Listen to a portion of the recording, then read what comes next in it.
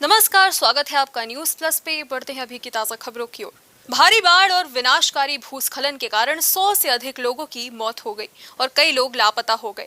आपको बताते चले कि भारत और नेपाल में भारी बाढ़ से कई लोगों ने अपनी जान गंवाई और आंकड़ों में आने वाले समय में बढ़ोतरी होने की संभावना बताई जा रही है। मौसम कार्यालय का कहना है कि अगले 2 दिनों में राज्य में फिर से भारी बारिश होने की हालत बन गई है। भारत और नेपाल में भारी बाढ़ और विनाशकारी भूस्खलन के कारण 100 से अधिक लोगों की मौत हो गई और कई लोग लापता हैं।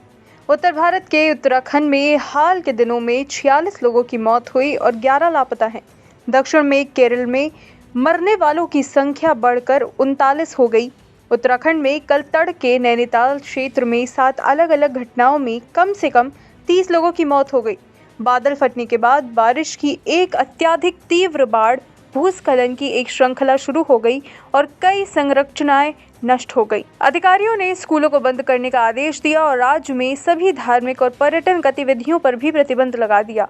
रामगढ़ में कोसी नदी के कई इलाकों में पानी भरने से 100 से ज्यादा पर्यटक एक रिजॉर्ट में फंस गए हैं। नेपाल में भारी बारिश के बाद आई बाढ़ और भूस्खलन के बाद 31 लोगों की मौत हो गई और 43 अन्य लापता हैं। Special desk plus. कश्मीर जितनी खूबसूरत है उतनी ही भयानक खतरों से भरी हुई है। कई दहशतगर्द घाटी में अमन और चैन को छीनकर अराजकता फैलाने की फिराक में रहते हैं। हमारी भारतीय सेना देश की जन्नत की देखभाल में दिन और रात एक कर देती है। तलाशी अभियान हो या 24 घंटे पेट्रोलिंग, सेना किसी मामले में भी देश की सुरक्षा में ढिलाई नहीं करती है।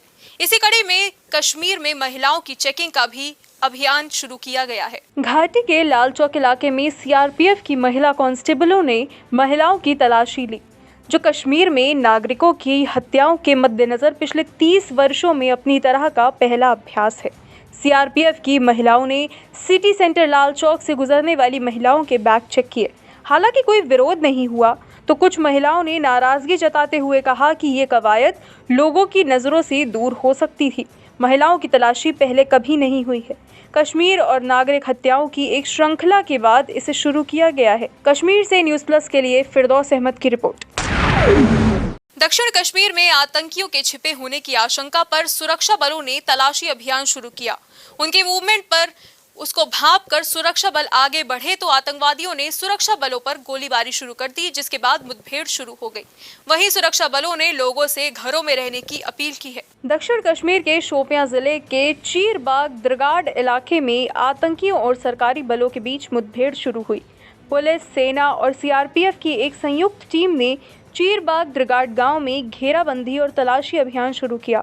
जैसे ही बलों की संयुक्त टीम को संदिग्ध स्थान की ओर बढ़ते हुए छिपे हुए आतंकवादियों का सुराग मिला, उन्होंने सुरक्षा बलों पर गोलीबारी शुरू कर दी, जिसके बाद मुठभेड़ शुरू हो गई। एक वरिष्ठ पुलिस अधिकारी ने भी आतंकवादियों और सुरक्षा बलों के बीच गोलीबारी के आदान प्रदान की पुष्टि की। एनकाउंटर में 2 मिलिटेंट मारे गए, वहीं सेना के 3 जवान भी घायल हो गए हैं। जितने भी आजाद लोग काम कर रहे हैं या अपने बाल बच्चे हैं खेती बाड़ी का काम करने में मशगूल, उनको अपील की जाती है कि तमाम अपने घरों में बंद हो जाए, अपने अपने माल मवेशियों को लेकर अपने ठिकानों में इकट्ठे हो जाए।